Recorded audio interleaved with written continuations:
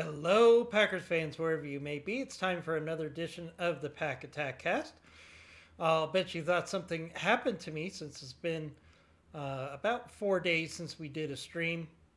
There's a couple of reasons for this. Number one, and most importantly, today was the first day that we got a real practice report and we got some real news and notes about what's going to happen with the Ravens game on Saturday, injury wise. So I was waiting for some real news.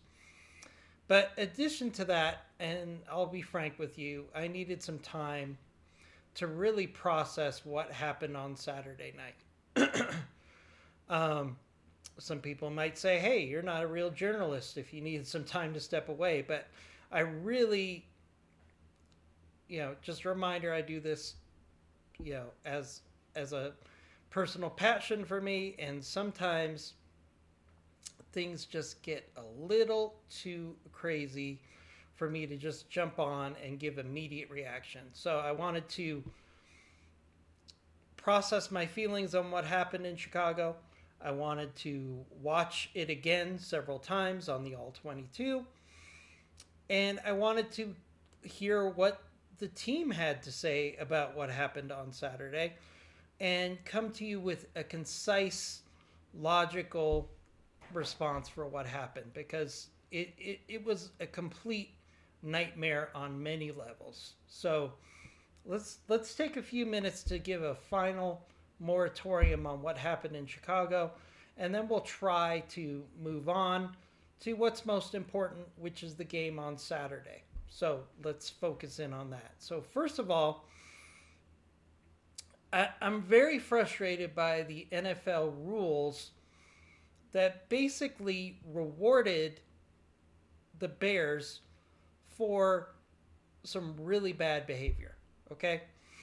There was not one, but there was two hits on Jordan Love that were excessive and unnecessary and were really dirty plays by the Bears defense.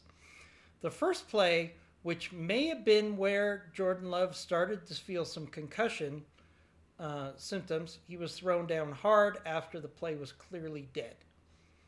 Then we had a helmet-to-helmet hit that knocked Jordan Love out of the game. So for the cost of 30 yards, the Chicago Bears were able to take arguably the Packers' most important player and put him into the locker room. There really should be some sort of a serious dive into how they can come up with a more equitable solution for something like this, okay?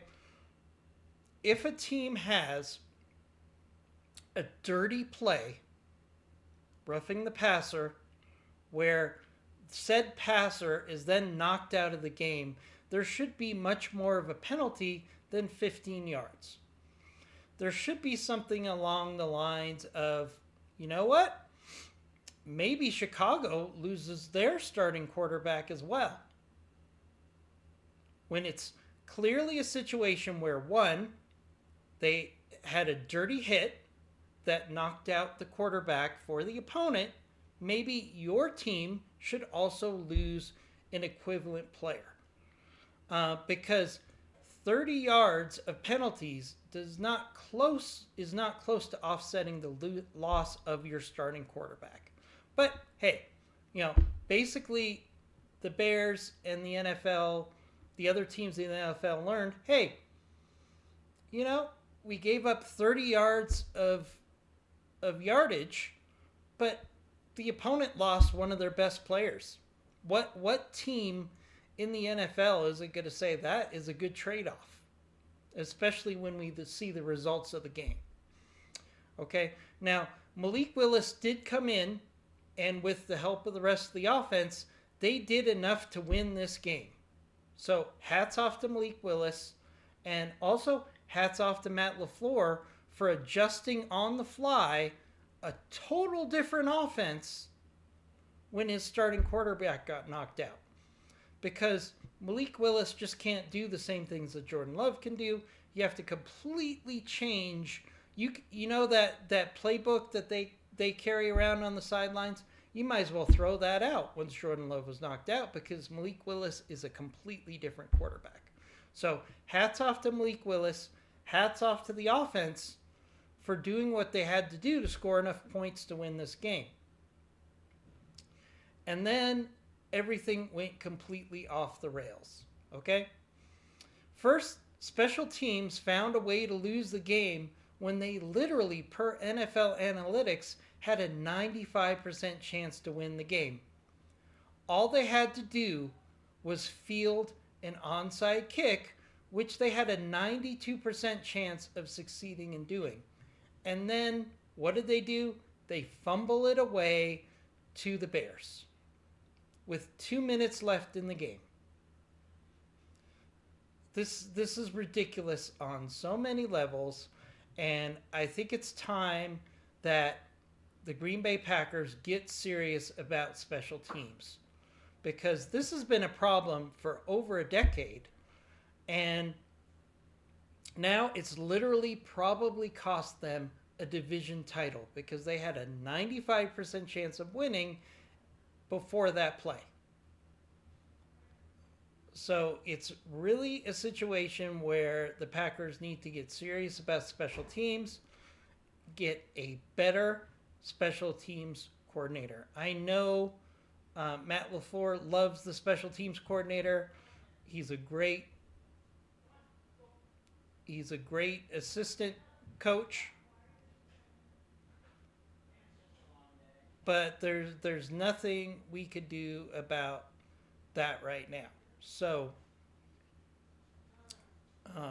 the Packers really have got to get serious about special teams because that literally cost them a 95% chance for a win.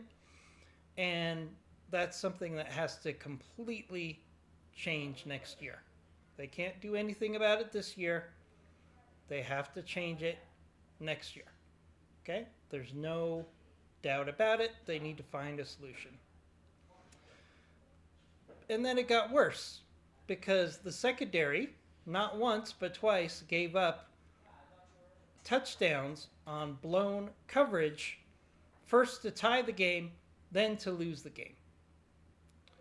And when you watch that on the all 22, it's very clear that in both those situations, it was completely blown coverage. And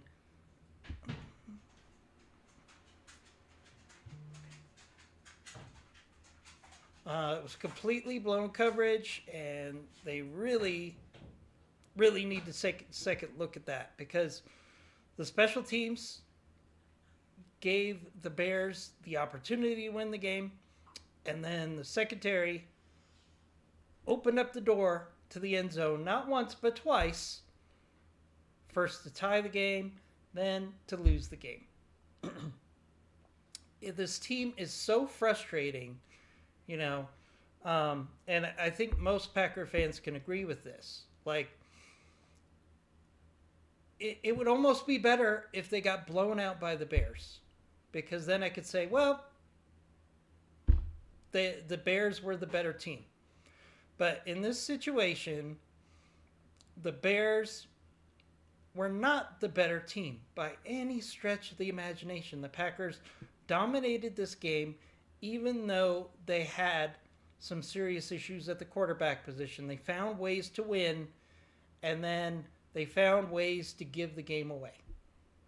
So it's so much more frustrating than if they'd just been blown out in the game. And then you could say, well, the better team won.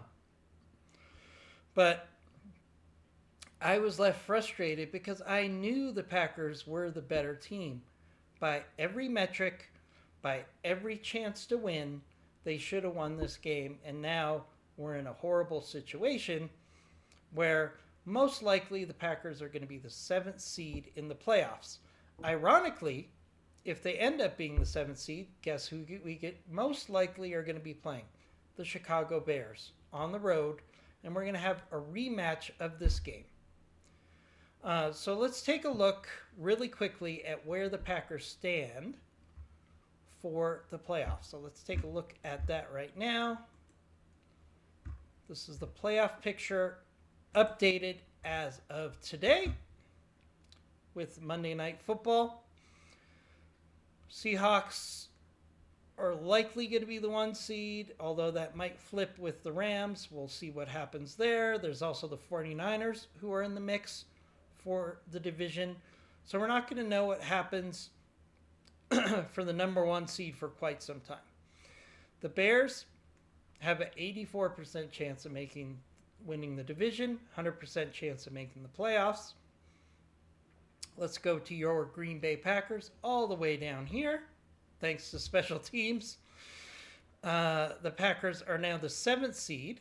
We have a 95% chance of making the playoffs. Basically, we need 1 win of the next 2 games, and both games are extremely winnable. We have a 15.7% chance to still win the division, which really shocks me. So let me explain how this works. Number 1, the Packers have to win their last 2 games. Number 2, the Bears have to lose their next 2 games. And they do have 2 very losable games. They have a game against the 49ers, which it wouldn't surprise me if they ended up losing that game. And then they have a game against the Detroit Lions, who are still trying to find a way to make the playoffs. They have a 4.9% chance of making the playoffs. So there's where we stand. The Green Bay Packers need 1 win to get into the playoffs. They need 2 wins to have a chance to win the division.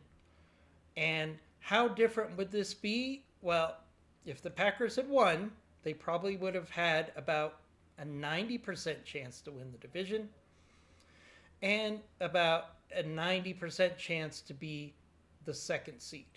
So there we are. That's where we are right now. So we got to turn the page. All right. So like the Packers, I've cleansed myself of what happened in Chicago, and we're going to focus on supporting this team until the last down in the last game. But realistically, we're probably going to be playing the Bears as the 7th seed in Chicago in 3 weeks. So let's take a look at the injury report that came out today. Let's take a look at that. Injury report for December 24th. Now, they had a walkthrough practice yesterday, which basically means they have to simulate who would be able to play and who wouldn't be able to practice in the game. So let's take a look at this. Aaron Banks has a neck injury, limited participation Tuesday and Wednesday. We'll see what happens Thursday. I'm going to focus on key players here. Romeo Doubs, full participation. That wrist injury, I'm very suspicious about that wrist injury that Romeo Doubs had. You know, I hate to be cynical, but I think Romeo Doubs knew that he really screwed up on that onside kick, and magically he ended up with a wrist injury. Little suspicious about that. Josh Jacobs, limited participation Tuesday and Wednesday. I expect him to probably get a full practice on Thursday. Then they travel on Friday, and then they play on Saturday. So I think Josh Jacobs will again be about the same as he was. Actually, they don't travel because it's a home game. But Josh Jacobs will probably play in this game, probably limited snaps like we've seen the last couple weeks. Jordan Love, this is the big one. Limited participation on Tuesday, and then on Wednesday with the actual practice, limited participation, shoulder concussion. So my belief is Jordan Love will be able to play on Saturday. I'm sure they're working through him with the concussion protocol. Reports I've seen indicate that Jordan Love is communicating with his team members. He's understanding the concepts of practice. It's really just a matter of time to get him through the concussion protocol. But he has till Saturday, so I do expect Jordan Love will play on on Saturday. Bo Melton, injury, did not participate. Aaron Mosby had an ankle injury. He had a very nasty hit in the game against Chicago. Probably another dirty hit, in my opinion, for those Bears. He's probably going to be okay for the game.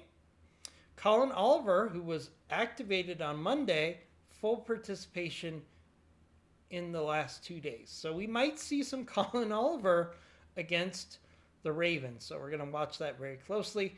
Sean Rhyan, limited participation Tuesday and Wednesday. This is huge for us because if Sean Rhyan can't play, we get very thin on the offensive line. We probably have to bring in someone off the bench for depth at the center, which we definitely do not want to see. Zach Tom did not participate Tuesday or Wednesday. He is probably not going to play this week. My guess would be Zach Tom, knowing that they need one win to get to the playoffs, they're trying to get Zach Tom healthy for the playoffs. So I do expect Zach Tom will probably play against Minnesota in 2 weeks because they don't want him to go into the playoffs rusty. But I don't expect Zach Tom to play on Saturday. Lucas Van Ness, full participation. Christian Watson, full participation. Christian Welch did not participate Wednesday or Thursday. He is very important for special teams. If he doesn't play, they'll probably have to activate someone from the practice squad or elevate someone from the practice squad. Noah Wiley, very important here. He's on the concussion protocol still, 2 weeks later. Limited participation. Hopefully he can be cleared before Saturday because we desperately need tight ends for this offense to function. Dontavian Wicks will be fine, looks like. Evan Williams, limited participation Tuesday and Wednesday. Can we get Evan Williams back into this game? I think that would be a huge boost. But again, he has an MCL sprain, and they don't want to rush him back because that could end up being a more serious injury. So really with MCL sprains, it's all about just taking the time to heal. So Evan Williams, if I had to guess right now, is probably back for the Vikings game. It also makes me wonder if Evan Williams had been playing in the game against the Bears, could he have helped offset some of these secondary gaffes that ended up with those touchdowns for the Bears at the end of the game? I would have felt a lot better with Evan Williams back there trying to clean up some of the mistakes that we see in the secondary, but that was not to be. Savion Williams looks like he will be fine.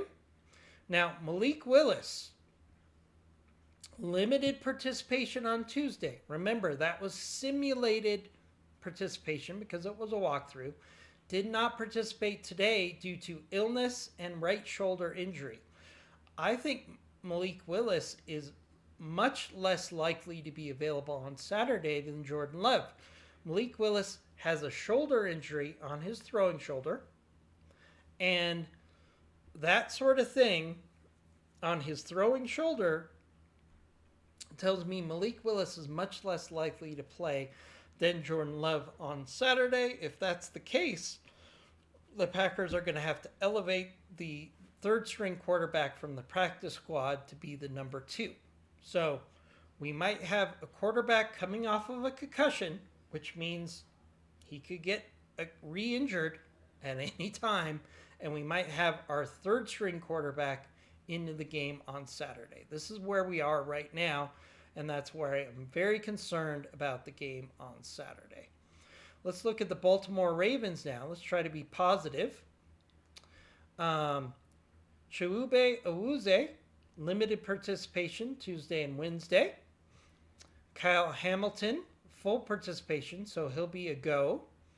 Jay Higgins, full participation, he will be a go. Lamar Jackson, now this is really big, did not participate Tuesday, did not participate Wednesday. I think if he doesn't participate on Thursday, or actually Thursday. I don't know if they're going to have practice. We'll have to watch. They might not practice till Friday. So Lamar Jackson is probably very doubtful to play in this game, especially since the Ravens have very slim chances of winning enough games to get to the playoffs. They might just shut Lamar Jackson down. It would not surprise me. So that's where we stand. Now, I'll be back on Friday, hopefully with some updates for you as we get ready for the game on Saturday. I'll probably do my pregame show for the Ravens on Friday, so you guys have a couple days to watch it before the game on Saturday night. So that is where we stand, folks. Very disappointed about what happened on Saturday on multiple levels. Disappointed that the Bears benefited from dirty play, number one. Very disappointed that our special teams and secondary gave the game away after the offense fought throughout the whole game without Jordan Love to get them in a position to win. And I think Jeff Hafley actually called a really good game. But in two situations, there was blown coverage, and that was the difference in this game. So we'll be back Friday after the Christmas holiday to do our pregame show and give you updates on injuries. As always, go Pack Go, and we're going to root the Packers until the final whistle in the last game. But you have to start to feel like this team doesn't have what it takes to go the distance this year. I'm always hopeful until the last game and the last whistle, but starting to lose my hopes that the Packers are going to be a Super Bowl contender this year. But hopefully they will prove me wrong. They have the talent. They have the coaching. Can they just put it all together and stop giving away games? We'll see on Saturday and then on Sunday against the Vikings if this team has what it takes to at least force the Bears to win those games and win the division. We'll talk to you on Friday.